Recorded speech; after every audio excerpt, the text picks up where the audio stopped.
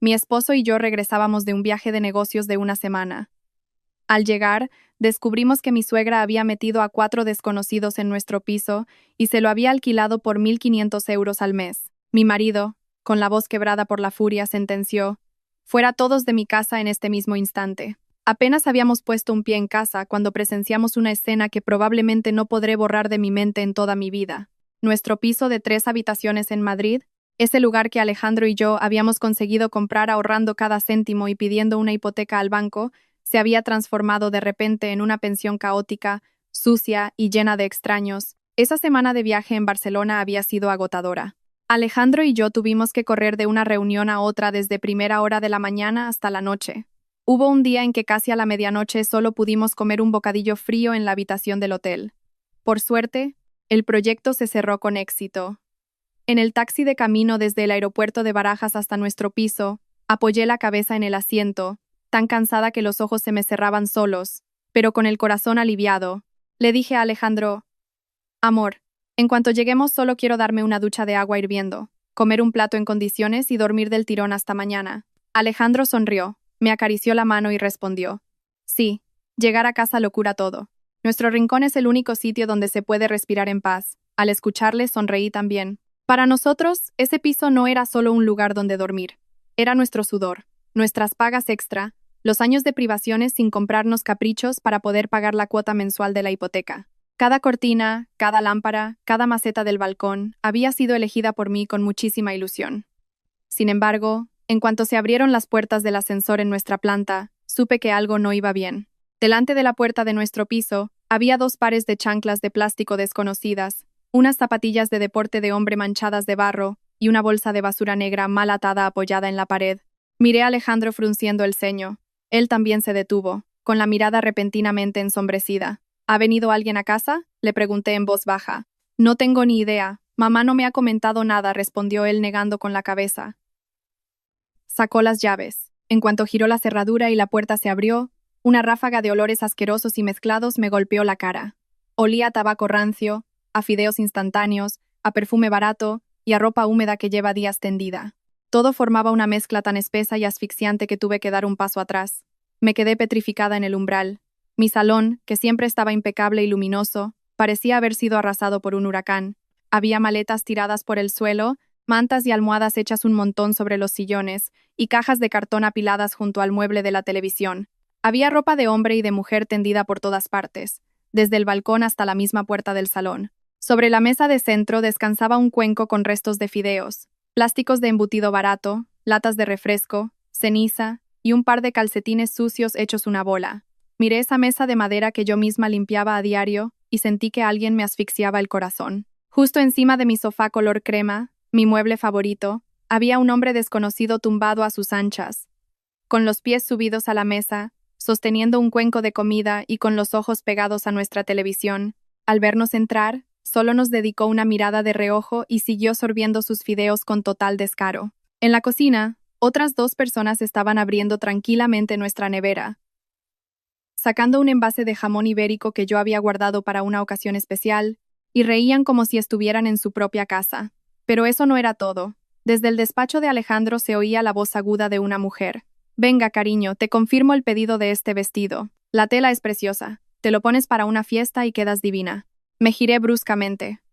Una chica que no había visto en mi vida estaba sentada en el escritorio de mi marido, con su móvil en un trípode, usando mi aro de luz para hacer una transmisión en directo, teniendo de fondo la estantería y el ordenador de Alejandro. Me quedé helada. Avancé hasta el centro del salón, con la voz temblorosa por la rabia. «¿Quiénes son ustedes? ¿Qué hacen en mi casa?». El hombre del sofá dejó el cuenco lentamente, se limpió la boca con una servilleta de papel y me miró de arriba abajo. Esa mirada me puso la piel de gallina. Sonrió con cinismo y dijo: «Este piso lo hemos alquilado nosotros. ¿Y tú quién te crees que eres para venir a pedir explicaciones?». Pensé que había oído mal. ¿Alquilado? ¿Alquilado mi propio piso? Miré a Alejandro. Su rostro había perdido todo el color y tenía los puños tan apretados que se le marcaban las venas. Justo en ese momento, la puerta del dormitorio principal se abrió. Mi suegra, Carmen, salió de dentro. Lo que me dejó sin habla no fue solo que estuviera allí, sino que llevaba puesto mi pijama de seda azul claro. En la mano sostenía el manojo de llaves de la casa, incluyendo la llave del dormitorio, la del despacho y la tarjeta electrónica de acceso al edificio. Nos miró y forzó una sonrisa tensa en los labios. Anda, ya habéis vuelto. ¿Por qué no me avisasteis para ir a recibiros? He dejado que unos conocidos se queden unos días, nada más. No me miréis con esa cara, por Dios. No me salían las palabras. ¿Unos días de favor y la casa está llena de cajas? ¿Unos días de favor y entran en el despacho, vacían la nevera, duermen en el sofá, usan mi ropa y pasean con las llaves como si fueran los dueños? Alejandro dio un paso al frente. Sus ojos recorrieron el piso desfigurado y se clavaron en el rostro de su madre. Su voz sonó grave, tan fría que me hizo estremecer. ¿Es un favor, mamá, o has convertido mi casa en un negocio de alquiler? El rostro de Carmen se oscureció al instante, pero intentó justificarse. ¿Qué cosas tan feas dices? Vi que la casa es muy grande y que sobraban habitaciones, así que dejé que unos conocidos de tu hermano se quedaran unos días. Han venido a la ciudad a buscarse la vida. Están pasando un mal momento y hay que ayudarse. No son unos completos extraños. Alejandro soltó una carcajada, pero sin una pizca de alegría. Señaló el salón revuelto y pronunció cada sílaba con furia. ¿Ayudarse? ¿Ayudas a la gente convirtiendo la casa de tu hijo en una pensión de mala muerte? El hombre del sofá se puso de pie, con tono chulesco. A ver si hablamos con más respeto. Nosotros hemos pagado nuestro mes por adelantado. No estamos aquí de gratis viviendo del cuento. Esa frase cayó sobre mi cabeza como un martillazo. Habían pagado, así que no se trataba de ningún favor. Me giré hacia mi suegra y le pregunté lentamente, ¿de verdad les has cobrado dinero? Carmen esquivó mi mirada y murmuró, bueno, me han dado algo para cubrir los gastos de luz y agua. Tampoco es para tanto. Alejandro avanzó hacia el centro del salón. Su voz resonó tan tajante que todos los presentes guardaron silencio. Lo voy a decir una sola vez. Esta es nuestra casa. Nadie tiene derecho a entrar aquí sin permiso, y mucho menos a alquilarla a mis espaldas. Recoged vuestras cosas y largaos de mi casa ahora mismo.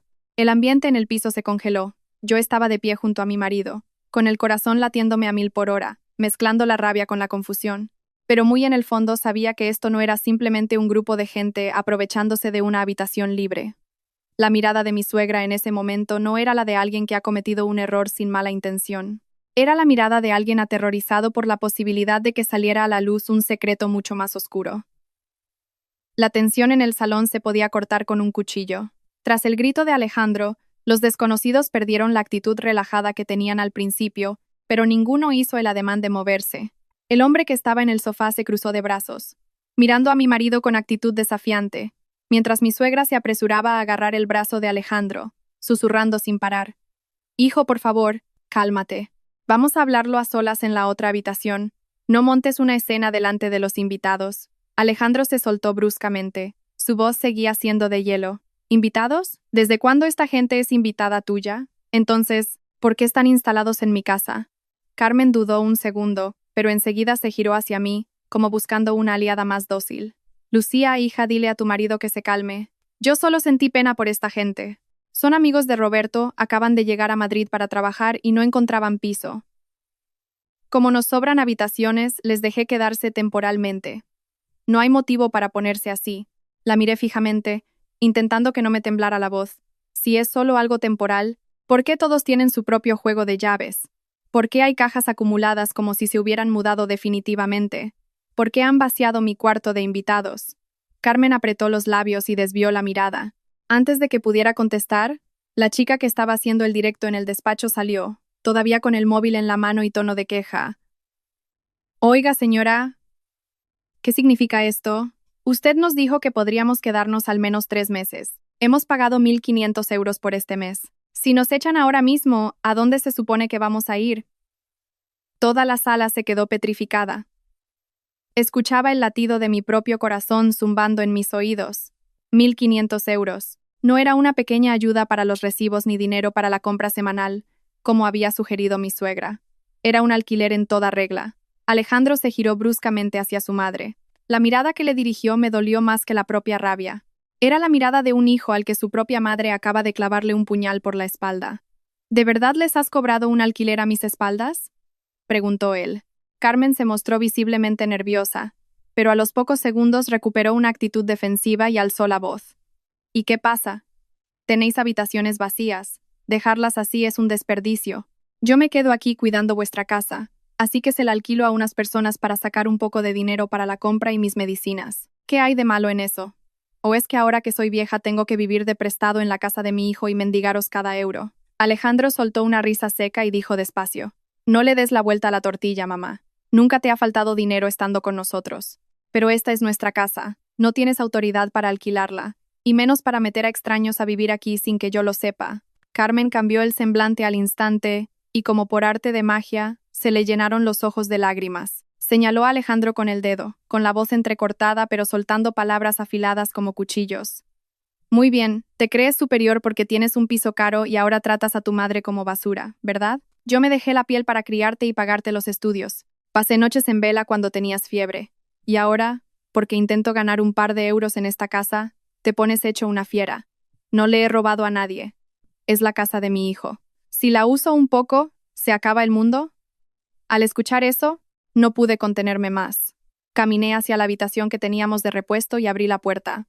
Lo que vi me hizo un nudo en la garganta. Esa habitación, que yo usaba para guardar cosas personales y que estábamos preparando para cuando tuviéramos un bebé, se había convertido en un dormitorio compartido.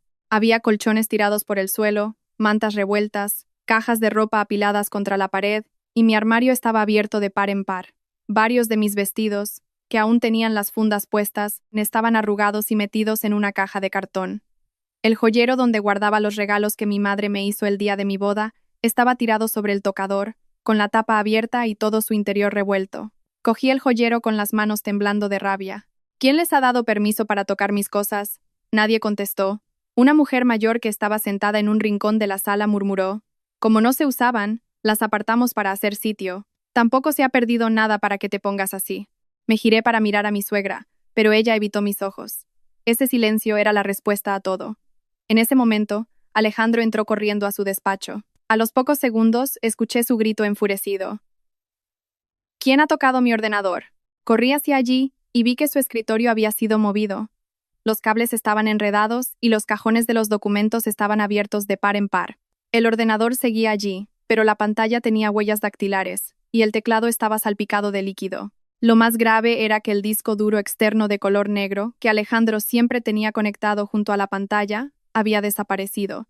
Su rostro estaba pálido como la cera. Yo sabía que en ese disco guardaba información vital de su empresa.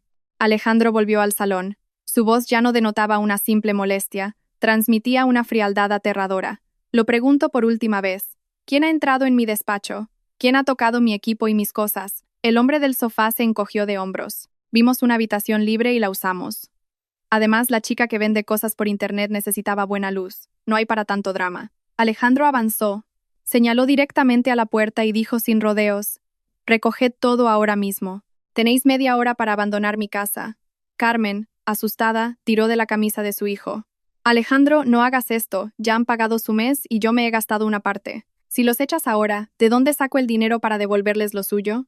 Esa frase nos dejó a los dos paralizados. Así que no solo había cobrado el alquiler, sino que el dinero ya no estaba. Alejandro giró lentamente la cabeza hacia su madre. ¿En qué te lo has gastado? Carmen se quedó muda. El hombre del sofá esbozó una sonrisa cínica, y su tono se volvió amenazante. A ver, resumiendo, nosotros no nos vamos a ir a ninguna parte. Hemos pagado lo acordado. Si nos quieren echar, devuélvanos los 1.500 euros, más la fianza de otro mes por las molestias. Si no, aténganse a las consecuencias. No nos obliguen a montar un escándalo. Apreté el joyero entre mis manos, sintiendo al mismo tiempo rabia y un escalofrío en la espalda. En cuestión de minutos, la verdad se había destapado. Mi suegra no había acogido a nadie por caridad. Había convertido nuestro hogar en un negocio clandestino. Había cobrado, había gastado el dinero, y había permitido que unos desconocidos invadieran cada rincón privado de nuestra vida. Y lo más inquietante era que esa gente no parecía un grupo de inquilinos normales. Eran demasiado tercos, demasiado agresivos, como si tuvieran a alguien poderoso respaldándolos en la sombra. Para que se entienda cómo mi suegra llegó a adueñarse de nuestra casa de esta manera, tengo que retroceder a unos meses atrás.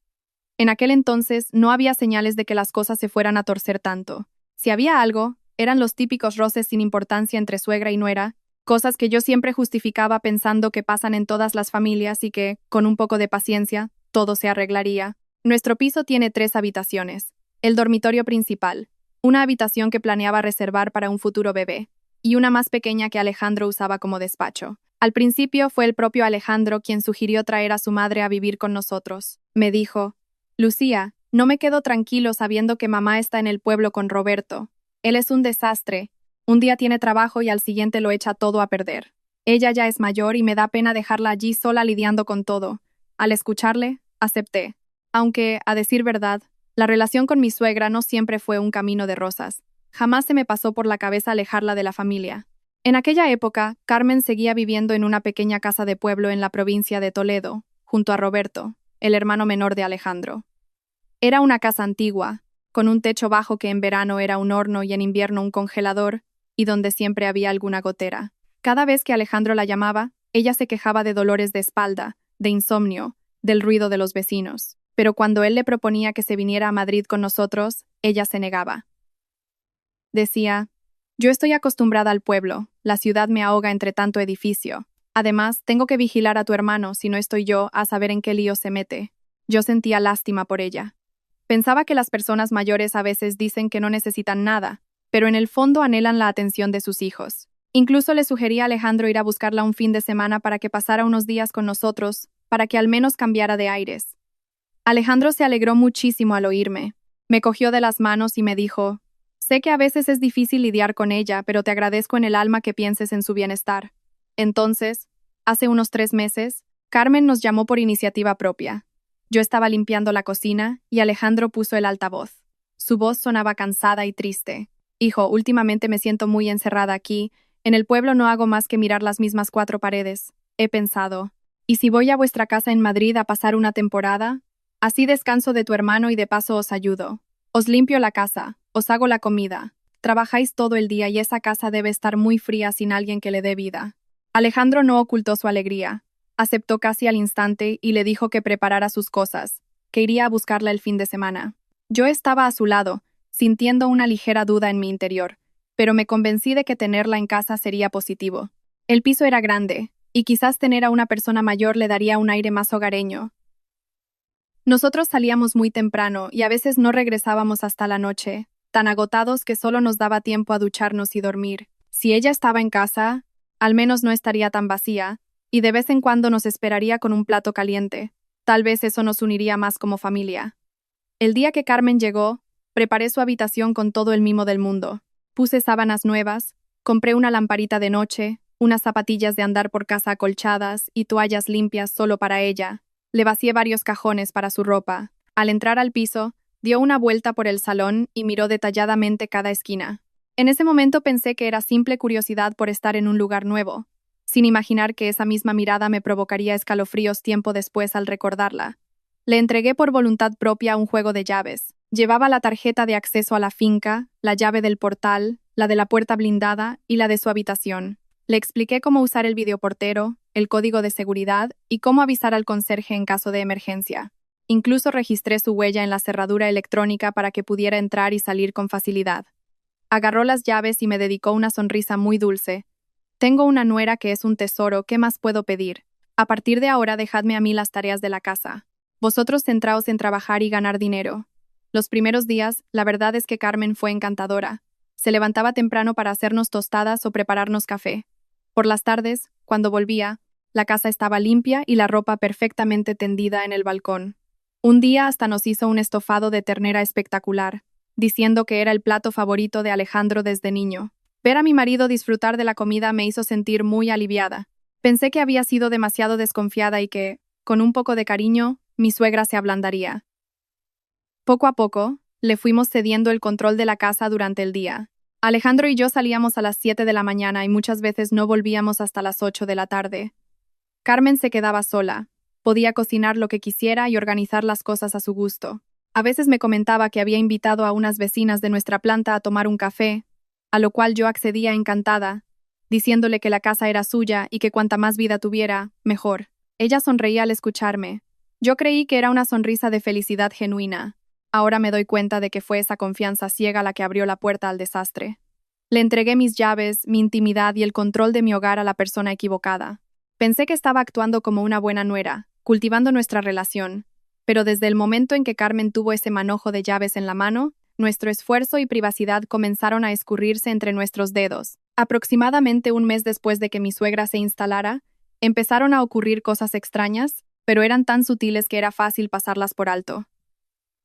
Al principio, solo noté que la comida de la nevera desaparecía más rápido de lo habitual.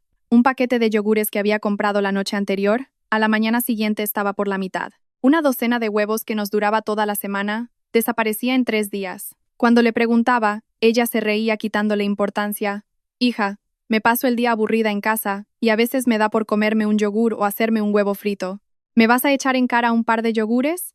Esa respuesta me dejaba sin argumentos. Por supuesto que no me importaba que mi suegra se comiera la comida, pero la sensación de que las cosas desaparecían misteriosamente me irritaba. El café en cápsulas que Alejandro tenía en el despacho también se agotaba a un ritmo frenético. Una vez, encontré en la basura 4 o 5 vasos de cartón de una cafetería cara de la que ni Alejandro, ni yo, ni ella éramos clientes. Al preguntarle, me respondió con total tranquilidad. Ah, es que vinieron unas vecinas y pedí que trajeran café para todas. No les iba a ofrecer un vaso de agua del grifo, quedaría fatal. Lo dejé pasar.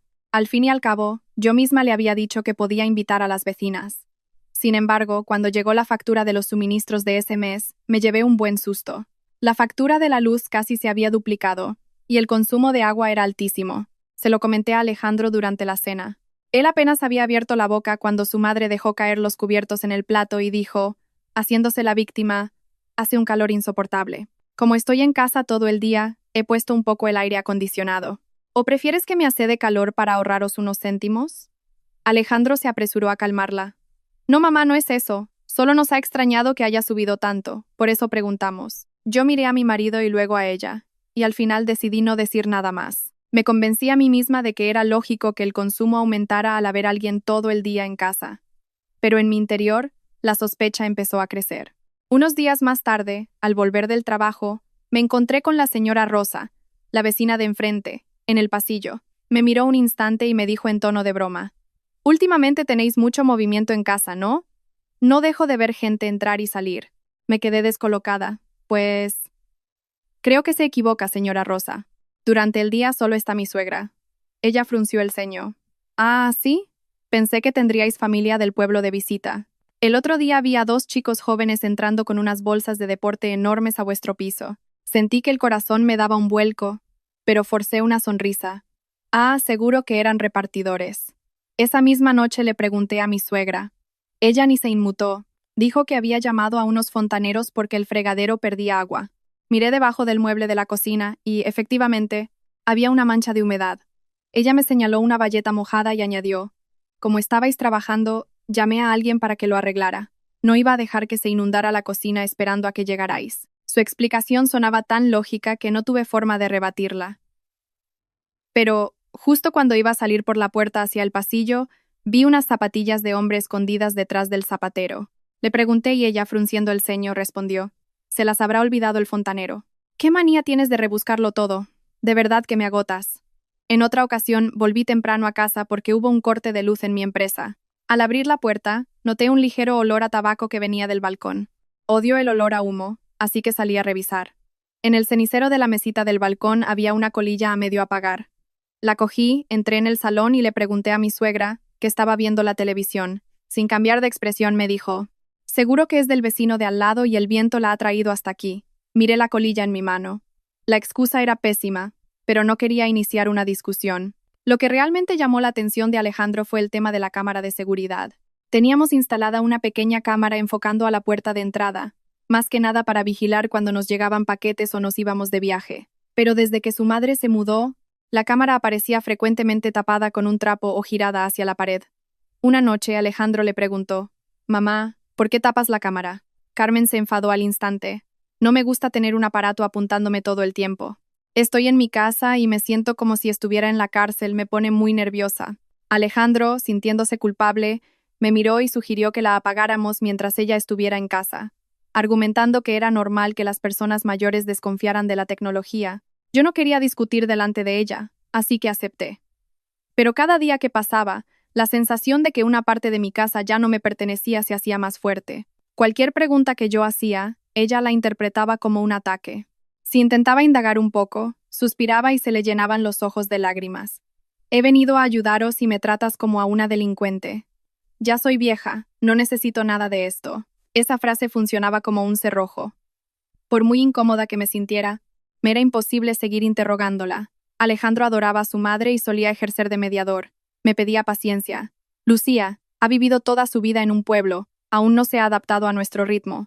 Ten un poco de paciencia con ella. No dejes que sienta que no la queremos aquí. Entendía la difícil posición de mi marido.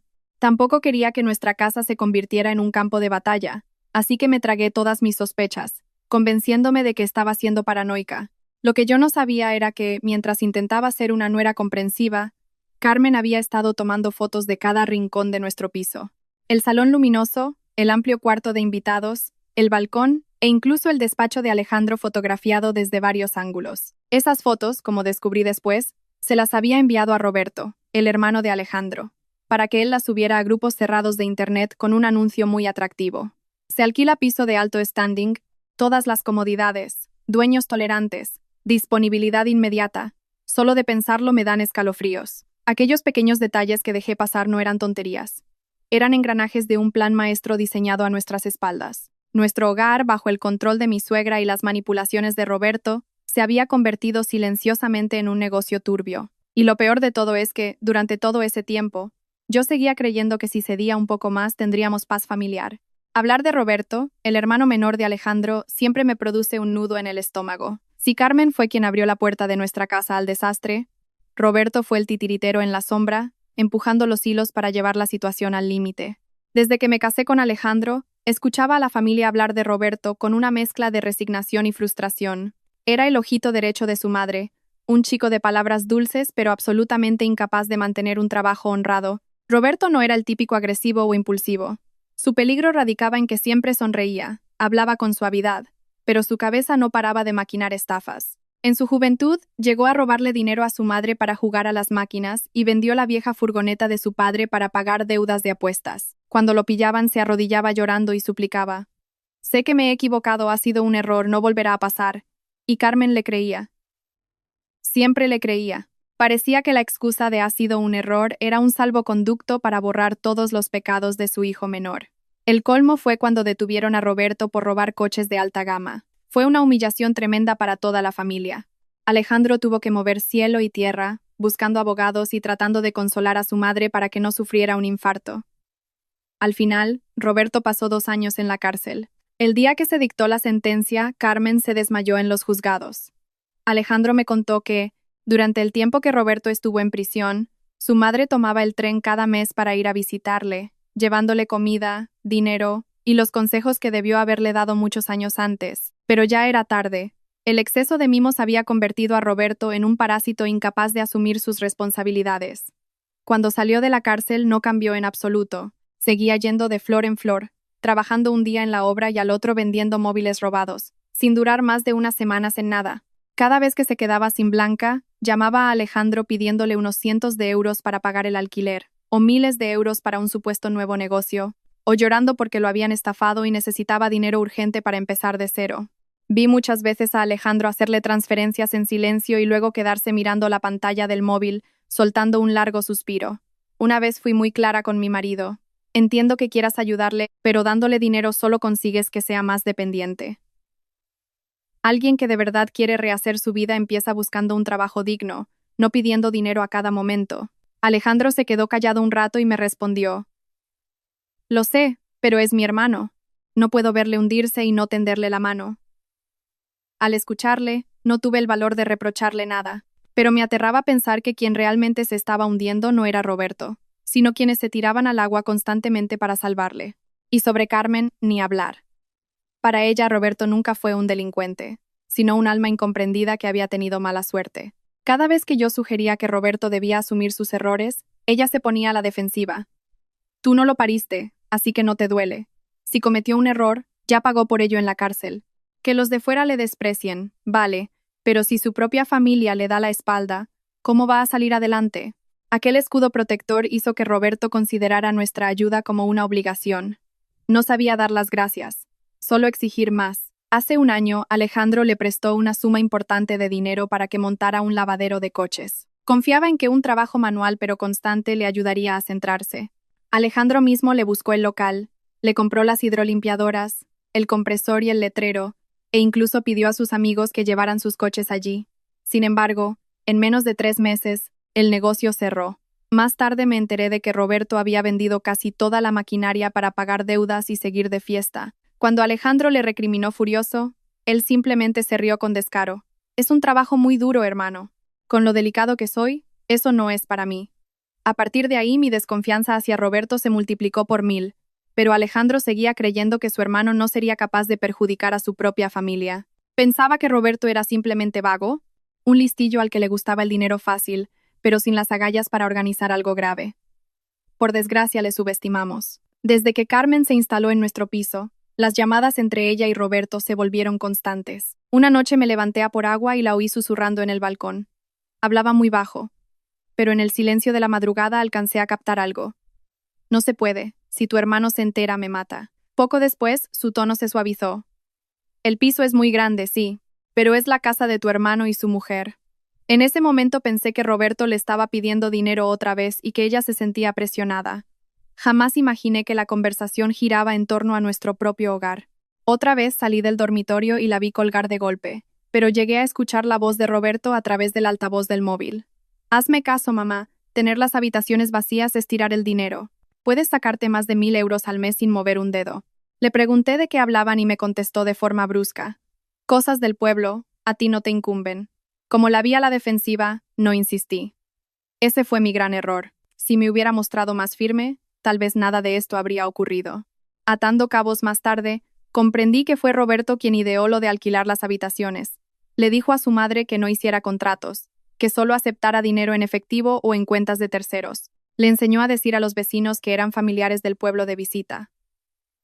Al principio Carmen tuvo miedo, pero Roberto sabía cómo manipularla. Le dijo, «Mamá, tú cuidas la casa, ¿qué tiene de malo sacar un dinerillo extra? Mi hermano nada en la abundancia y Lucía es una tacaña. Si no aprovechas ahora, ¿cuándo voy a conseguir capital para salir adelante?» La promesa de salir adelante fue lo que ablandó a mi suegra. Una madre cegada siempre creerá que su hijo solo necesita una última oportunidad, pero ignoraba, o quiso ignorar, que las 4 personas que Roberto envió no eran unos simples inquilinos, eran delincuentes de poca monta que buscaban un sitio discreto, sin levantar sospechas, para ocultar mercancía, recibir paquetes y cerrar tratos rápidos. A sus ojos, nuestro piso no era un hogar, era una base de operaciones perfecta, segura, limpia, con tarjeta electrónica, garaje privado y conserje en el portal.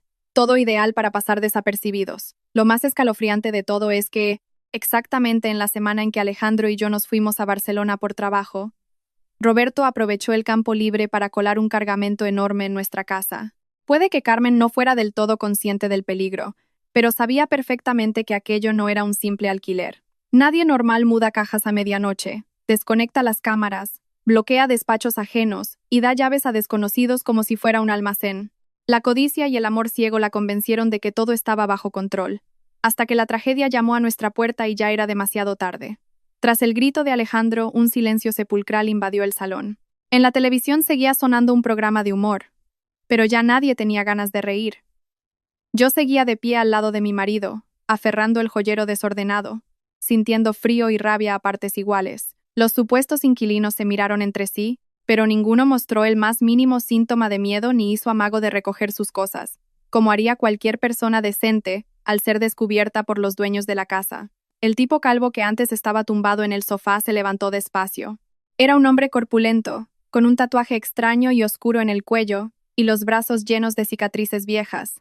Más tarde supe que le llamaban Carlos, el pelao. Se sacudió la camisa con chulería, como si fuera el amo del lugar, y sonrió con sorna. «Oye, vas un poco pasadito de revoluciones, ¿no? ¿Eso de largarnos cómo va a ser? No somos unos mendigos para que nos eches a patadas como si fuéramos perros». Alejandro lo miró a los ojos, con voz glacial. «Habéis entrado en mi propiedad sin mi autorización. Me importa un bledo quién os haya metido aquí. Recoged vuestra mierda y fuera». Carlos no respondió de inmediato. Sacó el móvil del bolsillo, tecleó algo y le plantó la pantalla a Alejandro en la cara. Era el comprobante de una transferencia bancaria de 1500 euros. El destinatario no era mi suegra, sino una cuenta a nombre de alguien que yo no conocía. Carlos pronunció cada palabra con lentitud. «El dinero está ingresado. Si quieres que nos vayamos, devuélvelo primero». Miré a mi suegra. Carmen parecía aterrorizada, pero al segundo se interpuso. temerosa de que las cosas se salieran de madre.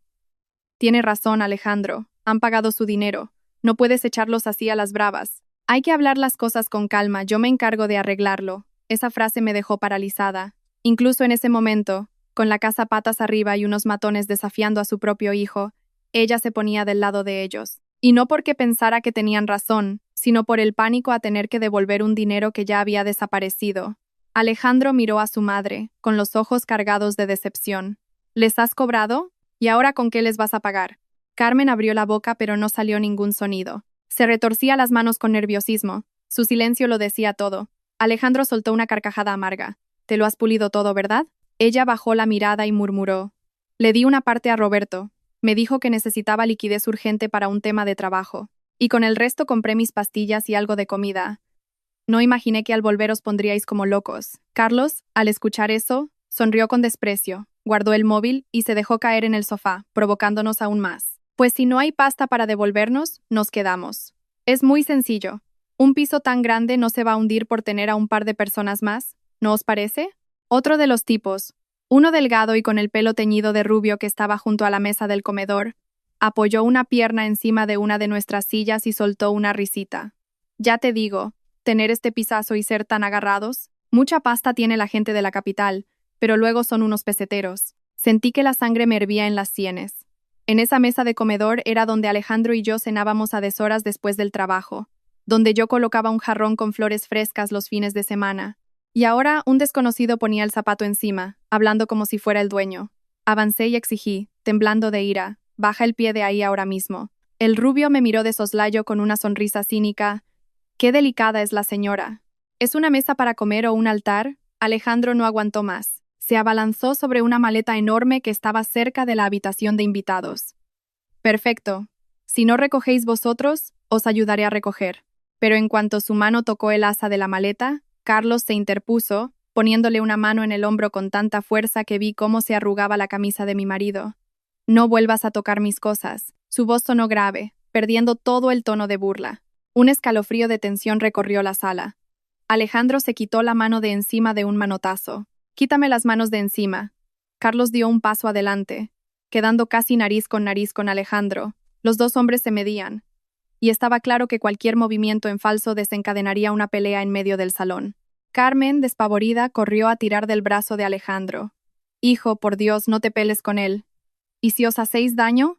Escuchar a mi suegra me causó un dolor indescriptible. No temía por la seguridad de su hijo. Temía que el escándalo destapara sus mentiras y que el asunto del dinero no tuviera solución. Aprovechando que la atención estaba centrada en ellos, di unos pasos hacia atrás y busqué instintivamente mi móvil para abrir la aplicación de la cámara de seguridad. Quería revisar qué diablos había estado pasando en mi casa esos últimos días, pero la aplicación marcaba el dispositivo como fuera de línea. Levanté la vista hacia el rincón del techo donde teníamos la cámara. Seguía ahí, con una luz tenue parpadeando. Cogí una silla, me subí y sentí un frío de muerte al revisarla. La tapa de la tarjeta de memoria estaba abierta y no había rastro de la tarjeta. Llamé a mi marido en voz baja. «Alejandro». Mi tono fue lo bastante serio como para que se diera la vuelta. Le mostré la cámara y señalé la ranura vacía. «Han sacado la tarjeta de memoria». El ambiente se volvió aún más asfixiante. Carlos me miró y por un segundo vi un destello de furia en sus ojos antes de que lo disimulara. En ese preciso instante, me di cuenta de que había tocado algo peligroso. Si fueran simples inquilinos, a nadie se le ocurriría robar la tarjeta de la cámara. Si estaban de favor, nadie necesitaría borrar el rastro de quien entraba o salía. Alejandro tomó la cámara en sus manos con el rostro sombrío. Miró a su madre y le preguntó lentamente: «¿Tú sabes algo de esto?» Carmen negó repetidas veces con la cabeza, pero era incapaz de sostenerle la mirada a su hijo. Carlos la cortó de inmediato, impaciente: «Dejaos de dramas familiares. Si vamos a hablar de devolver el dinero, hablemos.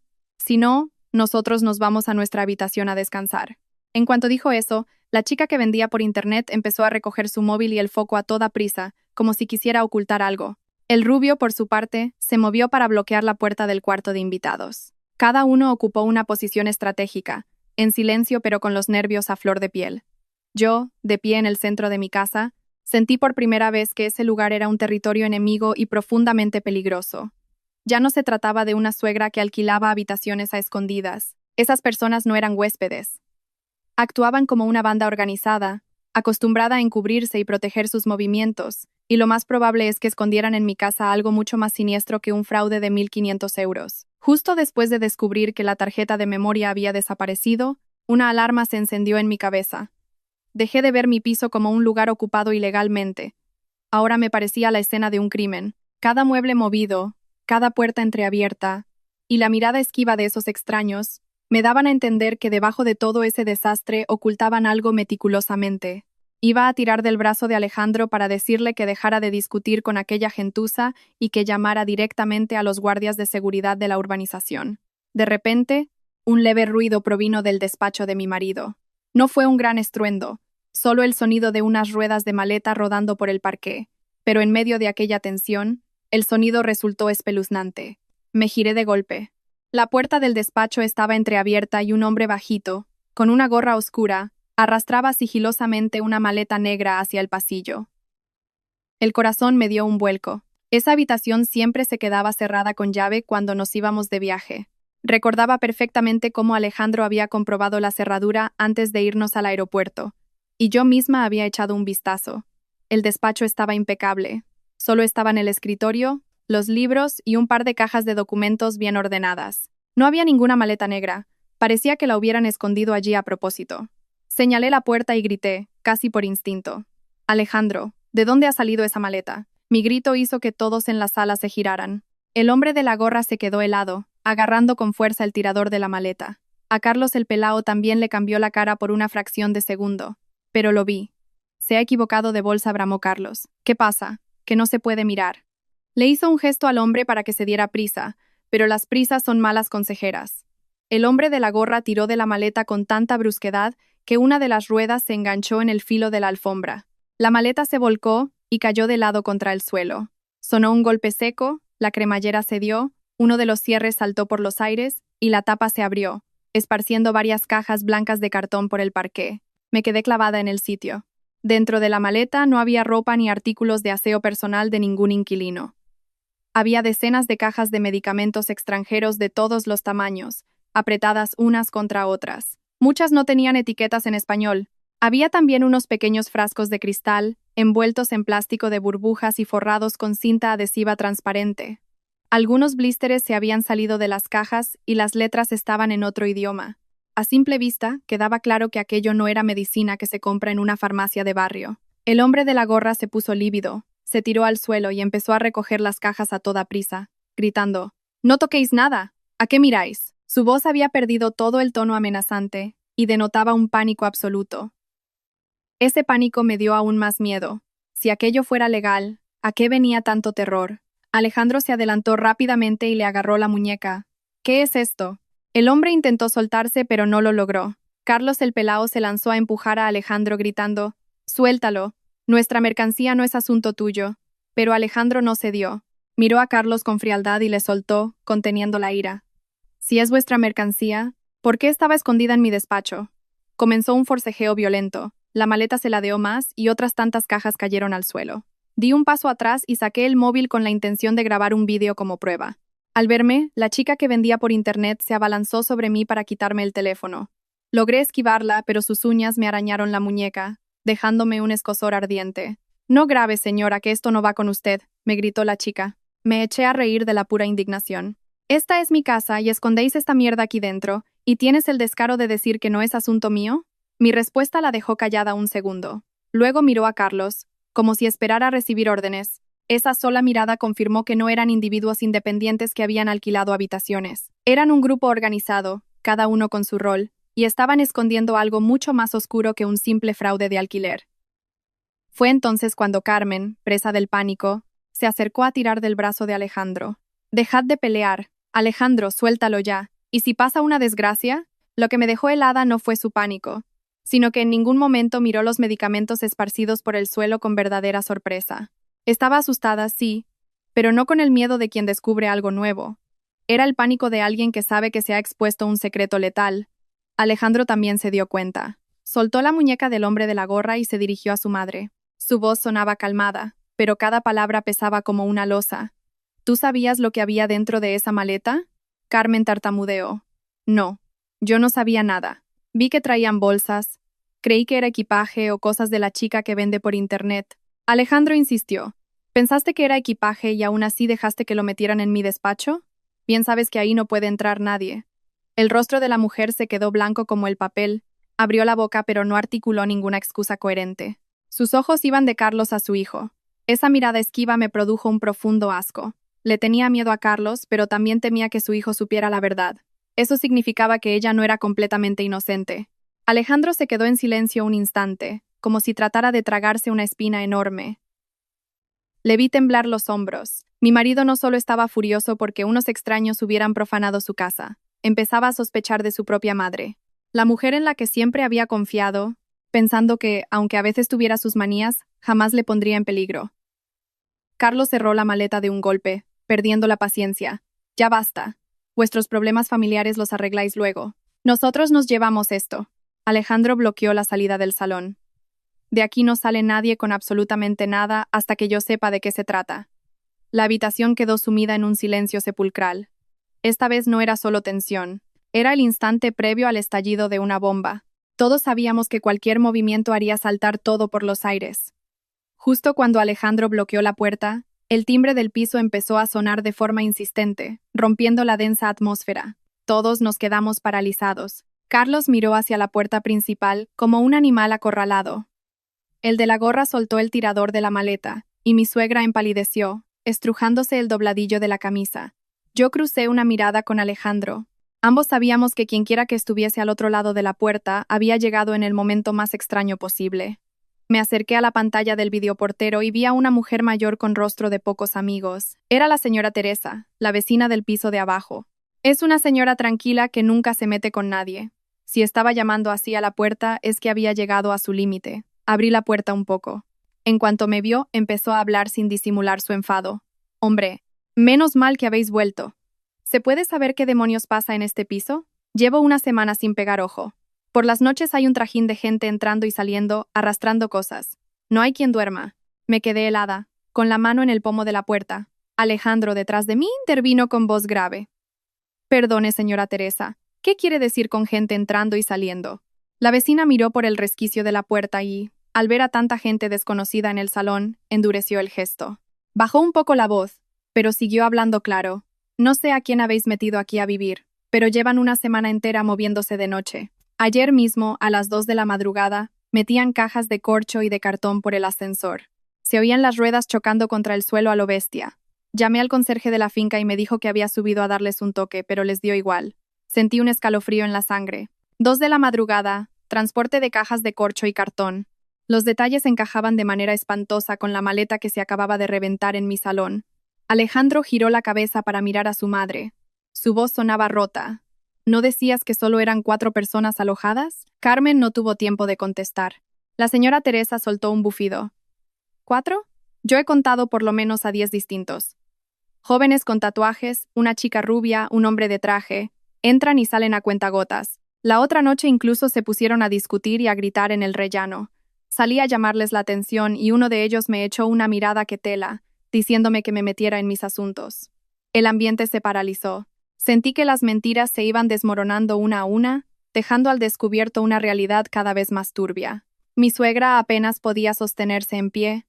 Se apoyó en el mueble del recibidor y movía los labios sin emitir sonido alguno. Yo la miraba con una mezcla de indignación y estupor. Empezaba a entender que Roberto se había aprovechado de ella, pero también que ella estaba encubriéndole a muerte, por terror a que las culpas recayeran sobre el hijo mimado que siempre protegía. La señora Teresa aún no había terminado. La administración de la finca ya les ha puesto 2 avisos, uno por ruidos pasada la medianoche y otro porque esta gente entra al edificio usando la tarjeta de acceso sin estar registrados como residentes. Yo pensaba que vosotros estabais al tanto de todo esto y por eso no quise decir nada antes. Pero hoy, al escuchar gritos desde mi casa, he decidido subir a aclarar las cosas. Este edificio no es un hostal barato donde entra el primero que pasa. Vi cómo el rostro de Alejandro se ponía rojo de vergüenza e indignación. Él siempre era un vecino ejemplar, escrupuloso con las normas de convivencia. Agachó la cabeza y le dijo a la vecina: «Le pido 1000 disculpas, señora Teresa. De verdad que no teníamos ni idea de esto. Voy a solucionarlo inmediatamente». La señora Teresa le miró, relajando un poco el gesto, pero se mantuvo firme. «Arréglelo rápido. Le digo una cosa, esta gente no parece trigo limpio. Anoche vi a uno de ellos en las escaleras de emergencia hablando por el móvil y decía algo de que la mercancía ya estaba aquí y que esperaban la señal. Me dio muy mal rollo. Tened cuidado, no vaya a ser que os busquen una ruina. Esa frase fue como un jarro de agua fría. Volté instintivamente hacia donde estaba Carlos. Seguía cerca de la mesa del comedor, pero ahora tenía la vista clavada en su teléfono, tecleando a toda prisa, mirando el reloj. Su actitud chulesca de antes se había esfumado, reemplazada por un nerviosismo mal disimulado. No estaba simplemente mandando un mensaje, estaba dando un aviso. Quizá avisaba de que habíamos vuelto, o de que la maleta se había abierto, o tal vez a alguien que estaba a punto de llegar. Me acerqué rápidamente a Alejandro y le susurré: «Llama a la policía o al conserje, no dejes que se vayan». Alejandro asintió, sacó el móvil y empezó a marcar el número de la garita del conserje. Carlos dio un paso al frente y soltó un aviso helado. «¿A quién llamas?» «Voy a llamar a quien haga falta para solucionar esto», le replicó Alejandro sosteniéndole la mirada. «Si no tenéis nada que ocultar, quedaos donde estáis». Carlos forzó una sonrisa tensa. «No te pases de listo, casero. Hacer una montaña de un grano de arena no os va a salir bien a vosotros». Aquella amenaza directa hizo callar hasta a la señora Teresa, que seguía en el rellano. Vi que las manos de Carmen temblaban aún más. Se acercó a Alejandro y tiró de él en tono suplicante. «No llames a nadie, hijo. Yo hablaré con Roberto. Le diré que venga y lo arregle. No montes un circo, que esto es una vergüenza para la familia». Alejandro giró la cara despacio. Su mirada ya no mostraba enfado, sino una decepción absoluta. «Mamá, esto ya no es un problema de dar vergüenza ajena. ¿Acaso tienes idea de lo que han metido en nuestra casa?» Carmen rompió a llorar. Pero sus lágrimas ya no lograron ablandarme, porque en ese preciso momento, el sonido de las puertas del ascensor abriéndose resonó en el pasillo, seguido de unos pasos apresurados que se acercaban. Carlos levantó la cabeza y sus ojos brillaron. Sabía que Alejandro había decidido llamar a las autoridades, pero quizá ya era demasiado tarde para nosotros. Los pasos se acercaban a toda prisa. Yo pensé que sería el conserje o algún guardia de seguridad de la finca, pero cuando apareció la figura en la puerta, me quedé petrificada. No era un guardia, era Roberto, el hermano menor de Alejandro. Llevaba una chaqueta oscura, una cadena de plata gruesa en el cuello y el pelo engominado. En la mano sostenía un buen fajo de billetes de 50 euros sujetos con una goma, que obviamente acababa de cobrar de alguien. Entró con paso arrogante, sin pedir permiso, sin mirar siquiera qué estaba pasando en la sala. Entró como si fuera el dueño del piso haciendo su ronda. Nada más cruzar el umbral, esbozó una media sonrisa cínica. «Vaya, habéis vuelto pronto». Esa simple frase hizo que la sangre de Alejandro hirviera. Se abalanzó sobre su hermano, le agarró por las solapas de la chaqueta y lo estampó contra la pared. El fajo de euros se le cayó de las manos a Roberto, desparramándose los billetes por el suelo. Carmen pegó un grito. «Alejandro, ¿qué haces? Suelta a tu hermano». Pero Alejandro la ignoró. Apretando los dientes, le espetó a su hermano. «¿Qué narices estás haciendo con mi casa?» A pesar de estar inmovilizado, Roberto no mostró ni una pizca de miedo. Al contrario, soltó una risita burlona y despectiva. Miró de reojo a su madre y soltó una frase que me heló la sangre. «Ya te dije que estos dos iban a montar un escándalo. ¿Para qué te pones tan nerviosa, mamá?» Aquellas palabras eran la confirmación final. Ya no había dudas de que no había sido una idea tonta de mi suegra. Todo había sido minuciosamente orquestado por Roberto. Alejandro apretó aún más el cuello de la chaqueta. «Dime ahora mismo quién te dio permiso para meter a esta gentuza en mi casa». Roberto se encogió de hombros, con total desfachatez. «Pero bueno, hermano, tienes un piso gigante muerto del asco. Mamá se aburre aquí sola. Les he alquilado unas habitaciones para sacar un dinerillo. ¿Qué hay de malo? Ellos pagan religiosamente su estancia. No te están pidiendo limosna». Me agaché y recogí uno de los billetes de 50 del suelo. Apestaba a tabaco barato y a perfume empalagoso. Lo miré y le pregunté directamente. «Así que el anuncio para alquilar la casa lo pusiste tú, ¿no?» Él me miró y su sonrisa se ensanchó. «Qué lista es mi cuñada. Seguro que ya lo has adivinado. Solo estaba ayudando a mamá a rentabilizar el inmueble. Hoy en día dejar algo sin uso es perder dinero». Apreté el billete en mi mano. «¿Rentabilizar? Esta es nuestra casa, el hogar de tu hermano y mío, no tu maldito almacén clandestino». Roberto me contestó con chulería. «¿Y qué si es vuestra casa? Os pasáis el día trabajando. Mamá se moría del aburrimiento, yo le consigo dinero para sus gastos y de paso doy cobijo a unos colegas». Todos salimos ganando. Ver su actitud cínica me provocó náuseas. Este tipo no sentía ni la más mínima culpa. Transformaba su avaricia y sus mentiras en supuestos favores familiares. La señora Teresa, que seguía en la puerta, no pudo morderse la lengua y negó con la cabeza. Hay que tener la cara de cemento armado. Metes gente en una propiedad ajena sin pedir permiso a los dueños. Y encima tienes la desvergüenza de dar lecciones. Roberto le clavó una mirada cargada de odio. Señora, a usted nadie le ha dado vela en este entierro, piérdase. Alejandro le gritó en la cara. A ella le hablas con respeto. Esto no es tu chiringuito para que hagas lo que te dé la gana. Carlos el Pelao, que se había mantenido al margen, decidió intervenir, acercándose lentamente. Roberto, cierra el pico. Su voz era baja, pero encerraba una clara amenaza. Roberto le miró y por un segundo su arrogancia flaqueó. Ese pequeñísimo detalle me hizo comprender que su relación no era la de un anfitrión con unos inquilinos. Roberto no solo estaba cobrando por el alquiler, sino que estaba metido en el mismo barro que ellos. Y aún así, Carlos estaba claramente en una posición superior en su jerarquía. Alejandro soltó a su hermano, pero se interpuso bloqueándole el paso. Señaló el dinero esparcido en el suelo. ¿De dónde sale esta pasta? Roberto se agachó a recoger algunos billetes, sacudiéndolos como si le doliera verlos en el suelo. Unos quieren renovar el mes, otros me han pedido que les guarde un adelanto. ¿Tantas explicaciones necesitas? Le clavé la mirada y fui directa al grano. Aparte del supuesto alquiler, ¿por qué otros conceptos te están pagando? Intentó contestar al instante, pero, al verse acorralado tan rápido, dejó escapar una risa nerviosa y habló de más. ¿De verdad te crees que yo montaría todo este tinglado solo por 1.500 míseros euros? Cada porte me deja mucha más pasta que eso. Toda la sala se quedó en silencio. Oí claramente cómo la señora Teresa contenía la respiración desde la puerta. A mi suegra pareció abandonarle la fuerza del cuerpo, retrocedió y tuvo que agarrarse al mueble del zapatero. Alejandro se quedó mirando a su hermano con los ojos desorbitados, no porque no lo entendiera, sino porque lo acababa de entender todo a la perfección. Carlos le soltó una patada en la espinilla a Roberto y le sisió furioso. «Cierra la puta boca». Roberto se sobresaltó. Su rostro cambió de color. Se dio cuenta de que había hablado de más, pero ya era tarde. Esa frase había rasgado el velo que cubría la situación. Los 1.500 euros del alquiler eran solo una tapadera. Esas personas no necesitaban nuestro piso en Madrid para dormir. Necesitaban un lugar discreto, limpio, con alguien inocente que firmara la recogida de paquetes, con dueños ausentes, y una tarjeta electrónica para entrar sin ser registrados. Y Roberto, el hermanito que había estado en la cárcel por robo, era quien había introducido todo ese veneno en nuestra casa. Alejandro giró lentamente para mirar a su madre, con voz quebrada. ¿Le has oído, mamá? No solo estaba alquilando nuestra casa, la estaba usando para mover mercancía ilegal.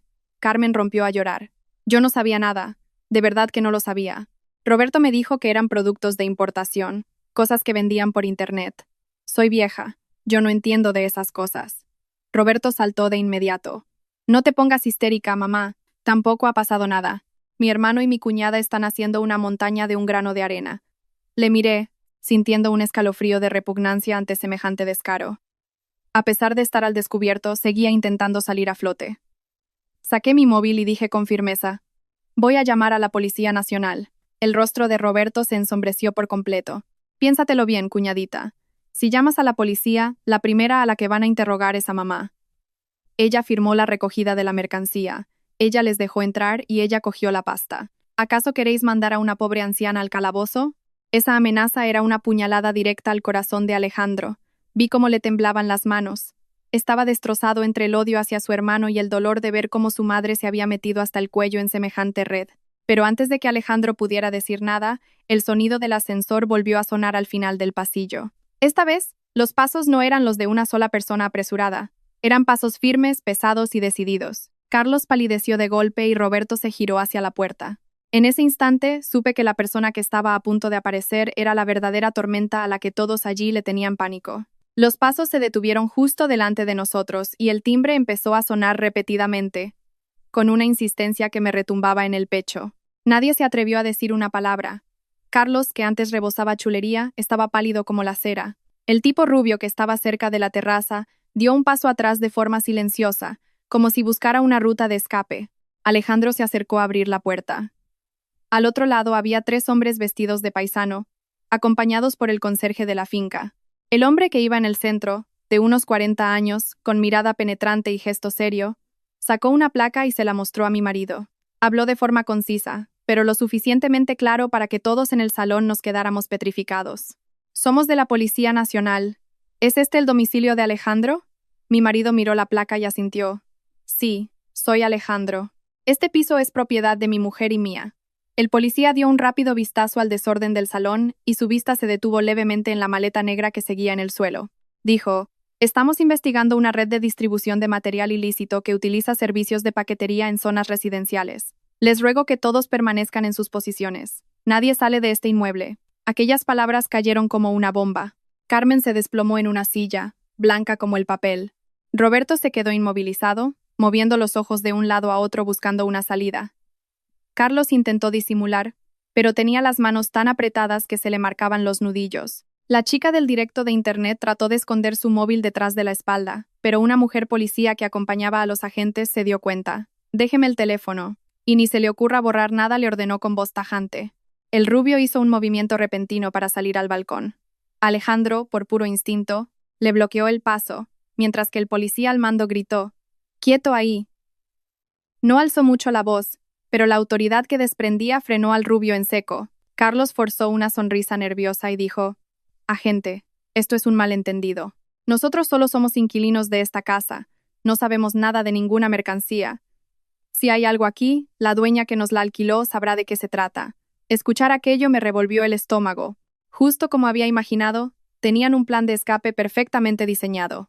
En el momento en que las cosas se complicaran, los culpables directos pasarían a ser los propietarios del piso. Di un paso al frente y hablé con la voz más clara que pude. Agente, mi marido y yo venimos de un viaje de trabajo en Barcelona de una semana. Acabamos de aterrizar. No teníamos ni idea de que esta gente estaba en nuestra casa. Al llegar, vimos que a nuestra cámara de vigilancia le habían quitado la tarjeta de memoria, el despacho de mi marido estaba forzado, y esa maleta que ve ahí no es nuestra. El policía me miró, asintió y dijo, «Tomaremos nota de su declaración, señora, pero de momento nadie puede tocar absolutamente nada en este piso». Luego hizo un gesto a otro compañero para que inspeccionara la maleta negra.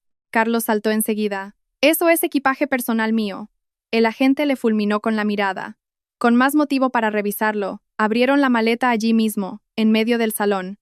Al abrir la tapa por completo, las cajas blancas, los viales de cristal y los plásticos de burbujas quedaron a la vista bajo la luz de la lámpara.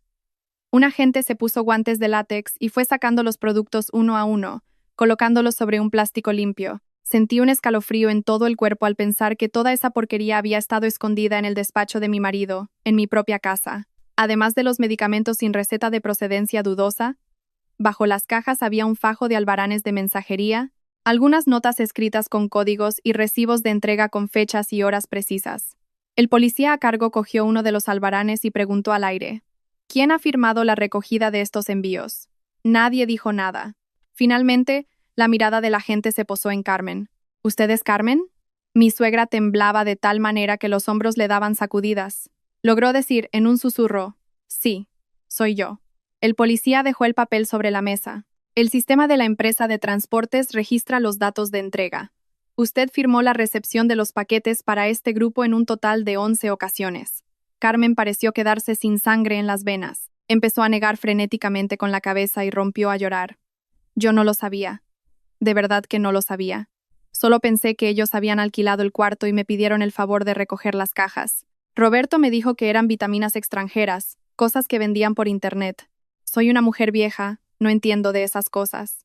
Alejandro la miró y jamás le había visto esa expresión. Ya no era enfado ni dolor.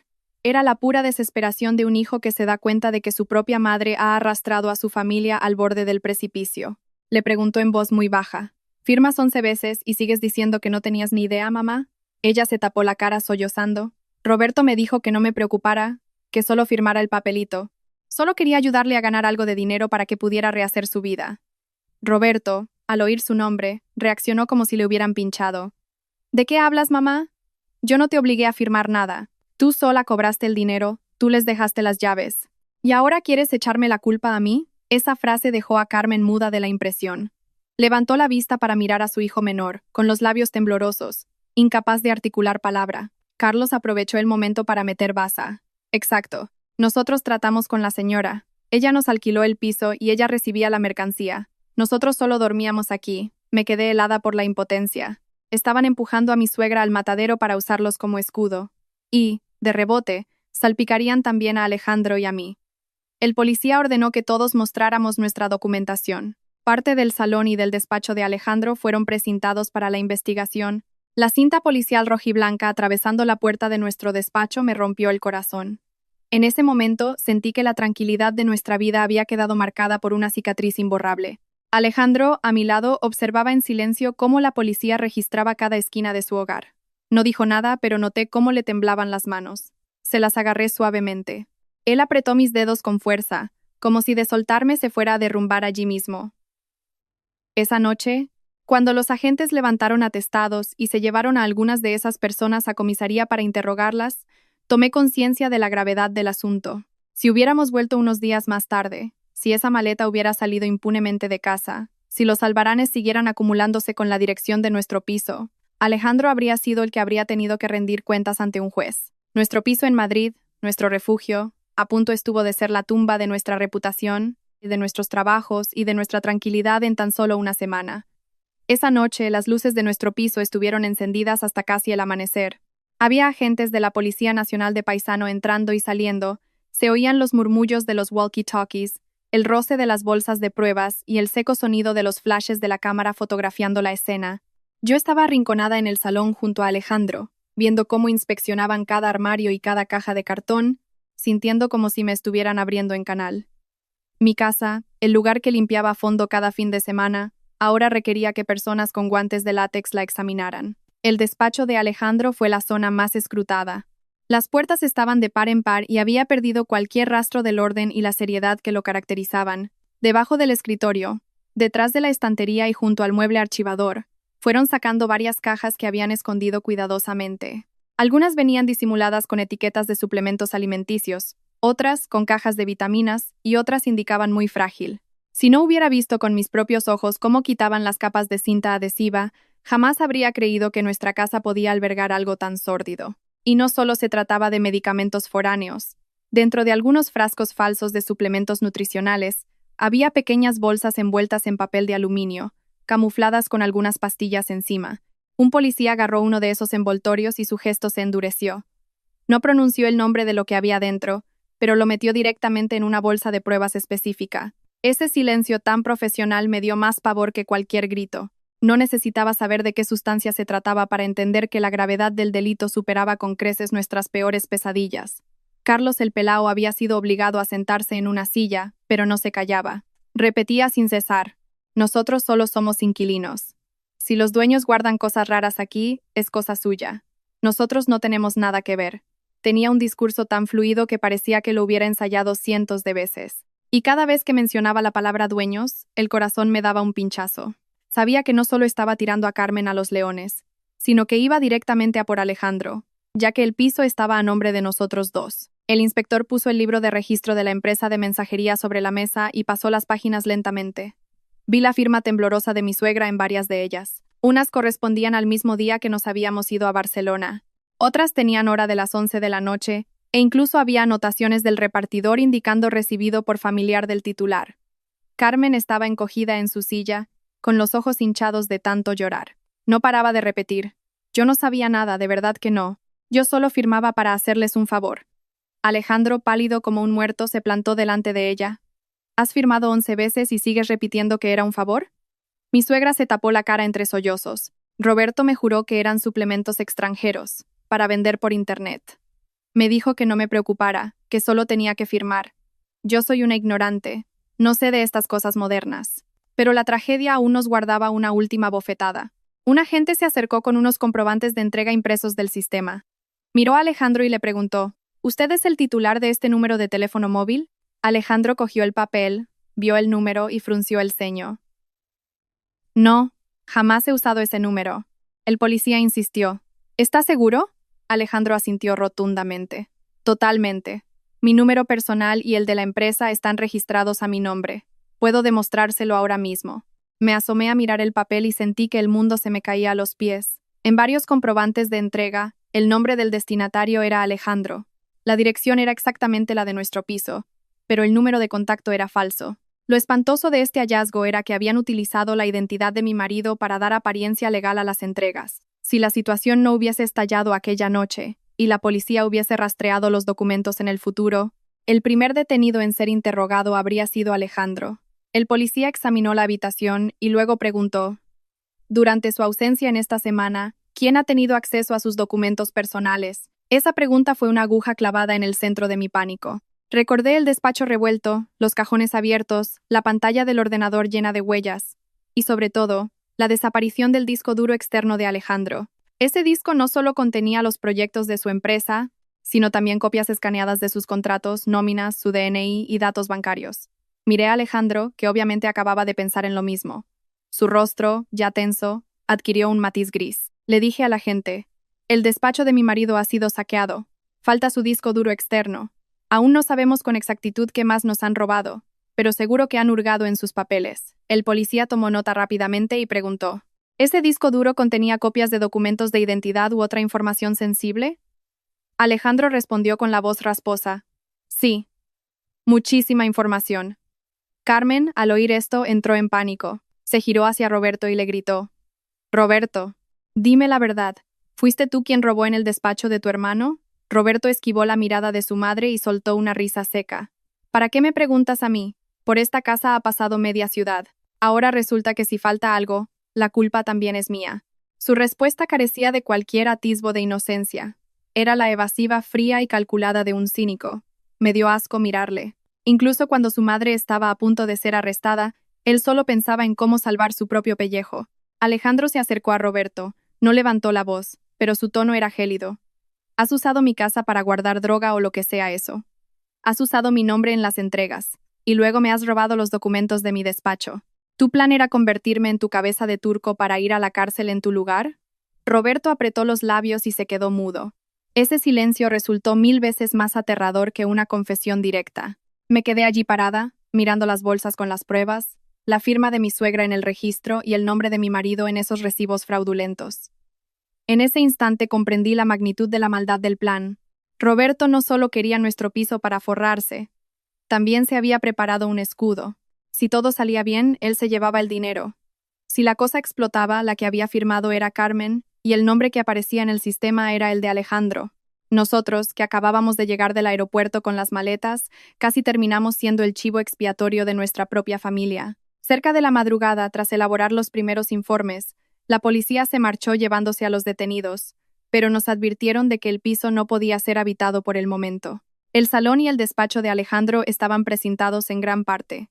Nos vimos obligados a reservar una habitación en un hotel cercano. Carmen tuvo que ir a comisaría para prestar declaración, al igual que Roberto, que fue retenido para verificar los datos. En el taxi de camino al hotel, eché un último vistazo a la ventana iluminada de nuestro piso, y el dolor me desgarró el alma. Apenas un día antes fantaseaba con ducharme, comer un plato caliente y meterme en mi cama.